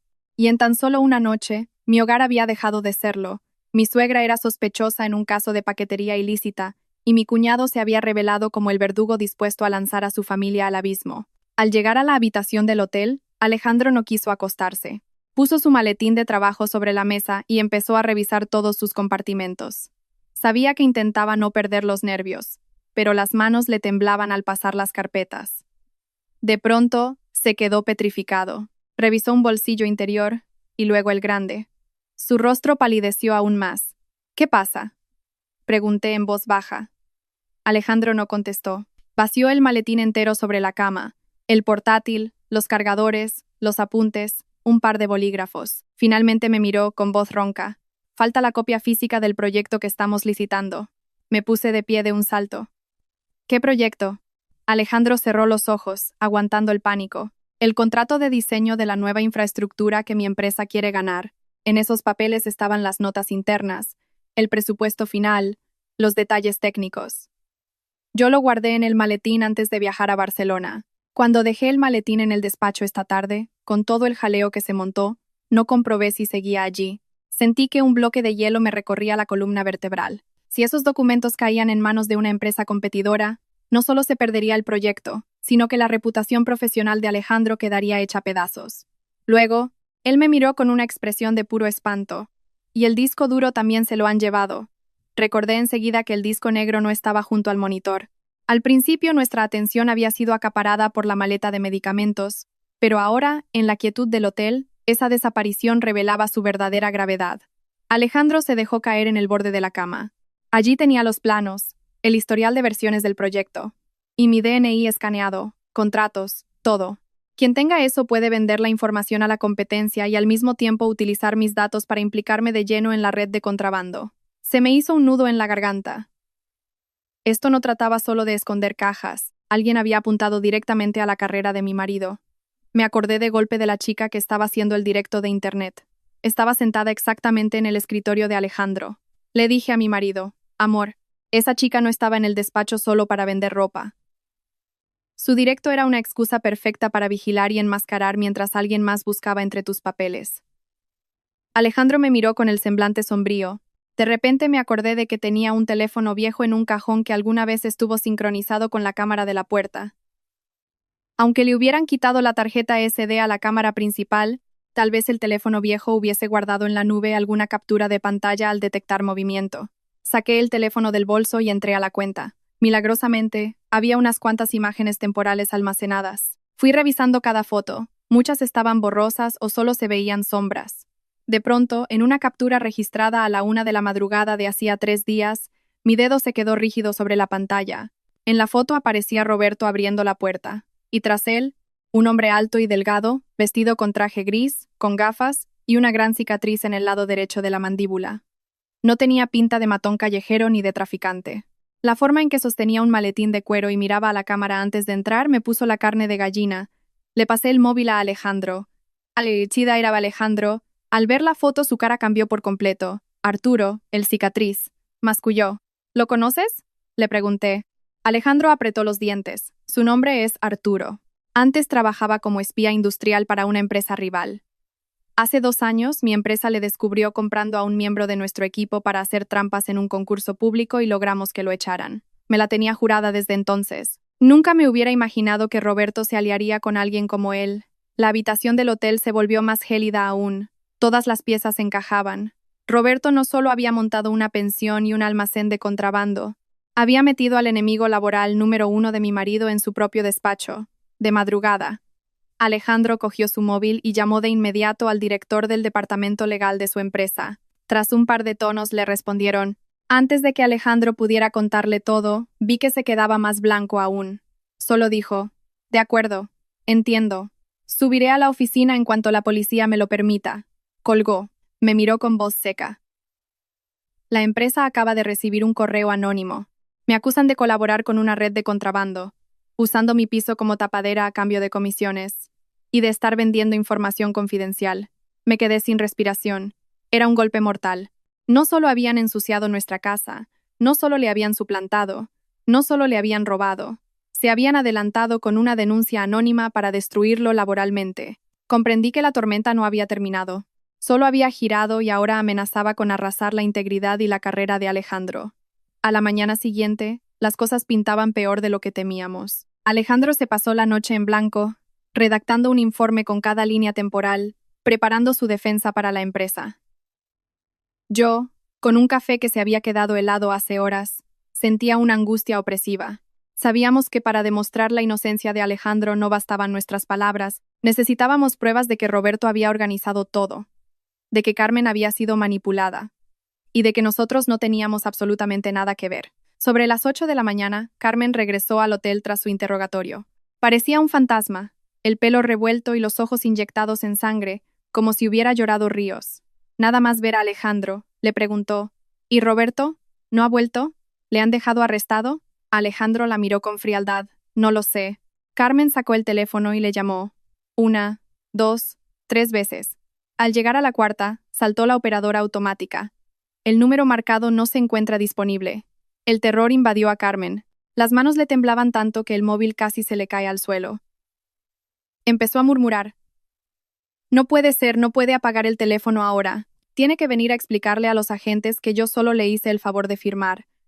Yo la observaba sin sentir ya ninguna compasión. Seguía creyendo que su querido hijo menor aparecería para salvarla, para asumir su culpa. Pero yo sabía que la gente como Roberto, al ver la soga cerca del cuello, tiraría a su madre para salvarse él. En ese momento, el móvil de Carmen vibró. No era una llamada, era un mensaje de voz que acababa de llegar. Ella, iluminada por una falsa esperanza, le dio al play. pero la sonrisa se le congeló de inmediato. La voz de Roberto sonó altiva y apresurada por el altavoz. Escúchame bien, mamá. Si la policía te pregunta, tienes que decir que todo fue idea tuya, que tú alquilaste los cuartos y que tú recogías los paquetes por voluntad propia. Yo no sé nada. Yo solo te presenté a unos amigos que buscaban piso. Tú eres la dueña temporal y tomaste las decisiones. La habitación quedó en silencio. Carmen se quedó petrificada. El teléfono en su mano temblaba de forma espasmódica. Su rostro pasó de la palidez a un tono ceniciento. Sus labios se movían pero no emitían ningún sonido. Alejandro se acercó, le arrancó el teléfono de la mano y reprodujo el audio de nuevo. Escuchó cada sílaba, cada respiración de su hermano. Su mandíbula se tensó al máximo. Apenas un minuto después, llegó el segundo mensaje de audio. Esta vez Roberto fue directo, su voz baja pero cruel como un cuchillo. Mamá, tú ya eres mayor. Como mucho te caerán un par de años y por edad ni pisas la cárcel. Yo tengo toda la vida por delante. Asúmelo tú.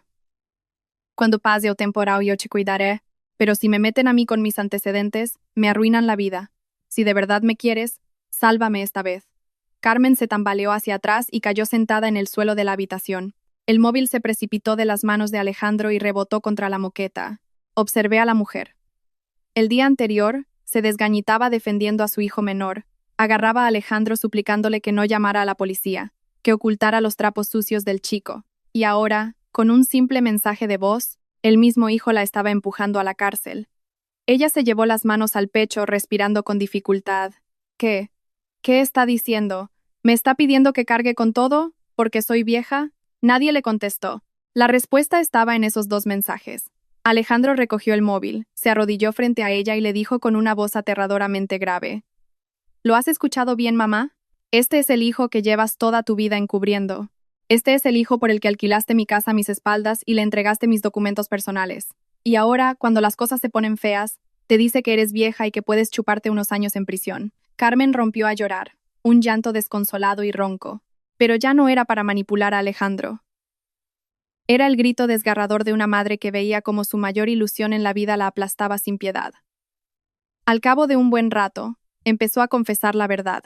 Al principio frases sueltas, pero luego soltó toda la realidad de su boca. Admitió que sabía desde el principio que Roberto había puesto el anuncio. Sabía que los 1.500 euros no eran para gastos de agua y luz. Sabía que esos matones no eran familiares. Pero Roberto le prometió que pagarían bien y no darían problemas, y ella quiso creerle. Cuando las misteriosas cajas empezaron a llegar a altas horas de la noche, tuvo sospechas. Dijo que una vez llegaron 3 cajas grandes precintadas a las 12 de la noche. Cuando le preguntó a Roberto, él le mintió. Solo son medicamentos extranjeros, mamá. Dejan un buen margen. Hago un par de envíos más y saldo todas mis deudas. Ella se asustó, pero él la engatusó abrazándola. Ayúdame esta última vez y te prometo que me enderezo. No quiero que Alejandro me siga despreciando. Y por esa simple frase, ella siguió firmando los recibos, pero lo que derrumbó definitivamente a mi marido fue su última confesión. Carmen agachó la cabeza y murmuró. Una vez me dijo que necesitaba el DNI de Alejandro para formalizar unas entregas y que sería más rápido. Dijo que solo sacaría una fotocopia y que no pasaba nada. Yo entré a tu despacho, abrí el cajón, saqué una copia de tu DNI y se la di. Alejandro se quedó mudo de espanto. Yo no daba crédito, así que el nombre de Alejandro en esos albaranes no era una coincidencia.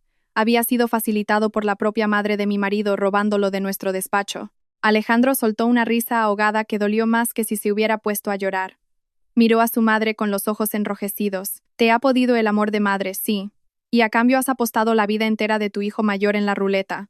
¿Acaso pensaste que si esto salía mal yo perdería el trabajo, mi reputación y podría acabar siendo investigado por la policía? Carmen se arrastró de rodillas hasta él, hecha un mar de lágrimas. Me he equivocado, he sido una estúpida. Pero salva a tu hermano, Alejandro. Es de tu sangre. Si entra a prisión no sale nunca. Alejandro retrocedió un paso. Fue la primera vez desde que le conocía que rehuía el contacto físico de su madre. Sus palabras cortaron por lo sano aquel vínculo enfermizo. No, mamá. Esta vez no le voy a salvar. Quien la hace, la paga. Carmen levantó la cabeza mirándole atónita, sin creer que su primogénito, el hijo perfecto, pudiera pronunciar aquellas palabras. Yo estaba detrás de él cogiéndole la mano. Sabía que, después de eso, nuestra familia jamás volvería a ser la misma. El pesado silencio se prolongó en la habitación del hotel.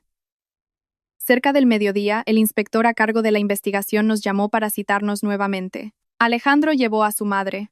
Yo iba en el coche con ellos, viendo cómo Alejandro, agotado por la falta de sueño, conducía en completo silencio. Carmen iba en el asiento de atrás, abrazada a su viejo bolso, con la mirada perdida por la ventanilla. Ya no lloraba. Sus lágrimas se habían agotado al ver la realidad de frente. En la comisaría de la Policía Nacional, el inspector puso los 2 audios de Roberto encima de la mesa. Habló con mucha calma. Carmen, a estas horas sabemos que Roberto no está en su domicilio. Necesitamos aclarar su grado de participación en la red.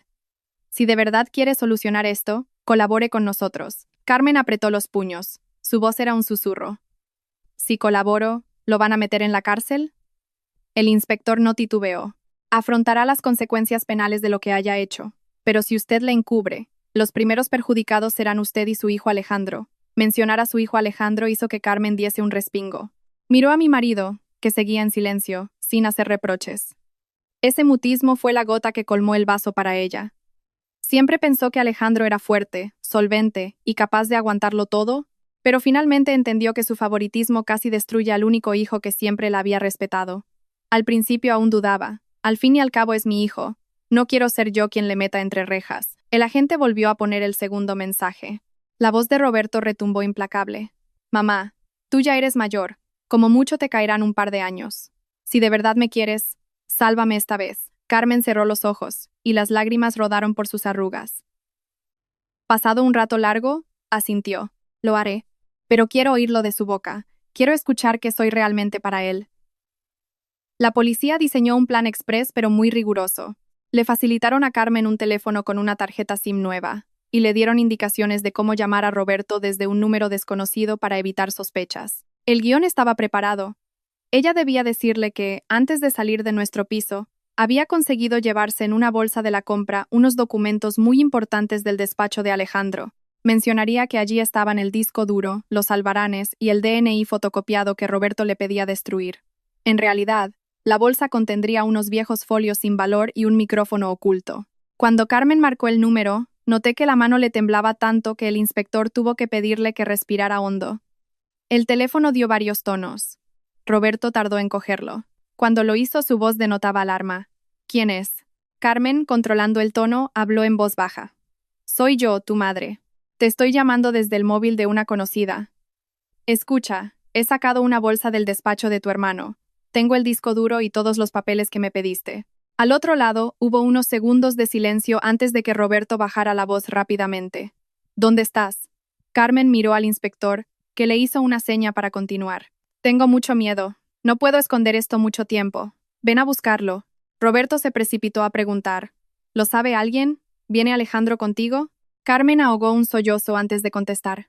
No, ni me mira a la cara. Estoy sola. Roberto picó el anzuelo. La citó a las 8 de la tarde en el aparcamiento subterráneo de un centro comercial a las afueras de Madrid, una zona oscura y poco transitada. Antes de colgar le soltó otra amenaza. Ven sola y ni se te ocurra chivarte. Si yo caigo, tú tampoco vas a vivir en paz. Alejandro, al oírlo, se puso en pie de un salto. Voy yo. El policía lo detuvo al momento. Ni hablar. Roberto está en alerta máxima. Si le ve a usted, huirá o se pondrá violento. Alejandro apretó los dientes. Yo me acerqué a él, lo tomé de las manos y le dije con total convicción: deja que la ley se encargue de él. No te ensucies las manos por su culpa. Mi marido me miró con los ojos enrojecidos y, tras un largo suspiro, volvió a sentarse. A las 8 de la tarde, Carmen apareció en el aparcamiento del centro comercial con la falsa bolsa en la mano. Lloviznaba en Madrid. El asfalto reflejaba la fría luz amarilla de las farolas. Alejandro y yo no teníamos permitido acercarnos. Esperábamos dentro de un coche camuflado junto a un agente, siguiendo todo a través de una pantalla conectada al micrófono. Por la pequeña pantalla, vi a Carmen de pie, arrimada a una columna de hormigón, con el pelo gris despeinado por la humedad. No parecía ya la suegra autoritaria ni reprochadora, sino una anciana encorvada, destrozada por su propio hijo. A los 10 minutos, apareció Roberto. Llevaba una gorra calada y una mascarilla. Caminaba rápido, mirando a los lados como un paranoico. Al llegar junto a su madre, ni le preguntó cómo estaba ni le importó el frío que hacía. Sus primeras palabras fueron: dame la bolsa y lárgate, no quiero que me hundas a mí también. Carmen se quedó inmóvil. Su voz sonó estrangulada, como si la ahogaran. Roberto, ¿alguna vez me has querido como a una madre? Él le arrebató la bolsa de un tirón, totalmente desesperado. Déjate de telenovelas ahora, mamá. Si de verdad me quieres, cárgate las culpas. A tu edad, pasar un tiempo en la cárcel no te quita la vida, pero yo sí me hundo si sumo más antecedentes. Carmen dio un paso atrás, clavándole la mirada como si estuviera viendo a un extraño. En la pantalla del coche vi a Alejandro cerrar los ojos. Escuchar aquello de viva voz era una tortura. Roberto se agachó para comprobar el contenido de la bolsa. Justo en el momento en el que sacó los folios en blanco, varios agentes de Paisano irrumpieron desde todas las columnas y pasillos del garaje. ¡Alto, Policía Nacional! El grito retumbó en el sótano, sobresaltando a Roberto. Soltó la bolsa e intentó echar a correr hacia la rampa de salida de vehículos, pero le cerraron el paso. No corrió ni 20 metros cuando dos agentes se le echaron encima junto a la barrera de peaje. Se resistía como un animal, chillando: «Yo no he hecho nada. Ha sido la vieja. Ella alquiló el piso y recibía los paquetes. No tengo nada que ver». En medio del aparcamiento, Carmen se quedó paralizada. La fina llovizna caía sobre sus hombros. Ese hijo por el que había apostado todo la estaba llamando la vieja y la estaba vendiendo a la policía. Mirar esa escena no me produjo satisfacción, solo una tristeza profunda. Hay realidades que no te matan al instante, pero destruyen el alma de una madre para siempre. A partir del arresto de Roberto, todo avanzó a un ritmo vertiginoso. El caso dejó de ser un simple alquiler fraudulento. La policía desmanteló una red que involucraba mercancía ilegal, falsedad documental y robo de datos confidenciales empresariales. Carlos el Pelao terminó confesando ante la abrumadora cantidad de pruebas: registros bancarios, mensajes de móvil y triangulaciones de llamadas. Confesó que Roberto era el enlace principal, el que buscó el piso, proporcionó las llaves y organizó la logística de seguridad usando nuestro hogar. Mis sospechas se quedaron cortas frente a la auténtica dimensión del desastre. Arturo el Cicatriz también fue detenido pocos días después. Los agentes incautaron en su domicilio ordenadores con los archivos confidenciales sustraídos a Alejandro. Esos meses fueron la época más dura de nuestro matrimonio. Alejandro tuvo que reunirse repetidas veces con la dirección de su empresa, demostrar su coartada y aportar los partes policiales. Aunque su inocencia quedó demostrada al 100% y la empresa le exoneró, la desconfianza deja secuelas. En el mundo corporativo, un pequeño rumor mancha rápido y tarda mucho en borrarse. Recuerdo el día en el que Alejandro recibió la carta oficial de su absolución laboral. Se quedó mucho tiempo frente al monitor, y en lugar de alegrarse, soltó un suspiro agotado. Menos mal que había pruebas. Si no, nunca habría podido limpiar mi nombre. Me dolió escucharle. La confianza y el honor de una persona, una vez puestos en duda, nunca vuelven a ser inmaculados. Carmen no se libró. Aunque no era el cerebro de la operación ni conocía los detalles oscuros, tuvo que rendir cuentas ante la justicia por firmar los paquetes y entregar los datos de su hijo. La ley puede tener en cuenta la edad y el engaño, pero no exime de la responsabilidad total. Lloró lo indecible en aquellos meses. Cada vez que nos cruzábamos, agachaba la vista. Esa mujer que creyó que hacía todo por amor, descubrió que su amor ciego casi había aniquilado a su hijo inocente. En cuanto a Roberto, fue acusado formalmente de pertenencia a organización criminal, tráfico ilícito de mercancías y espionaje industrial. En la última visita antes del juicio, ni pidió perdón a su madre ni a Alejandro. Cuando se lo llevaron, miró a su hermano con odio.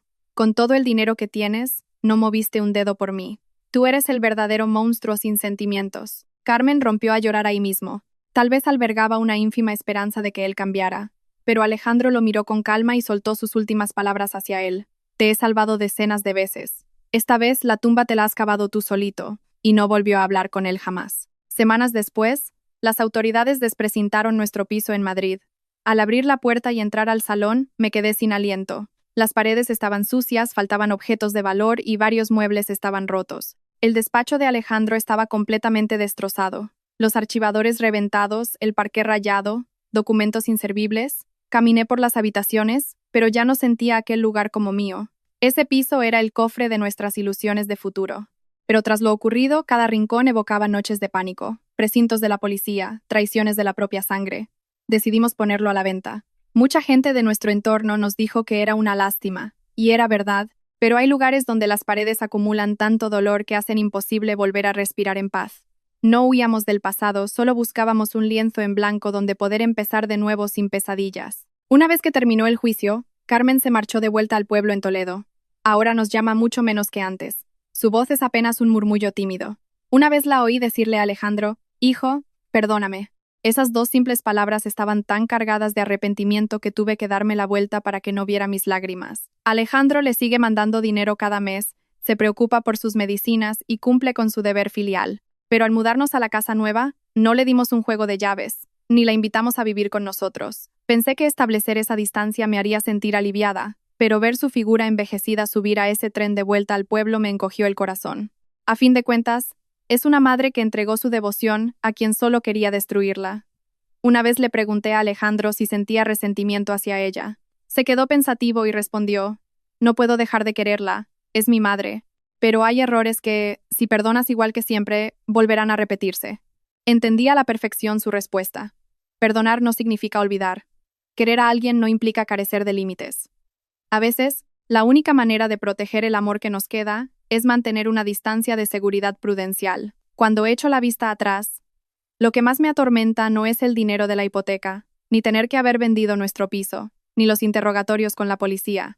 Lo verdaderamente desgarrador fue ver cómo una familia, que podría haber llevado una vida tranquila, saltó en pedazos por la codicia y el egoísmo de la misma sangre. La familia debería ser el escudo que te protege en la tempestad, pero cuando alguien usa esos lazos de sangre para lucrarse y luego huir de la justicia, lo que muere no es la cuenta bancaria, sino la confianza. Y una vez que la confianza se rompe, se abren grietas que te persiguen el resto de tu vida.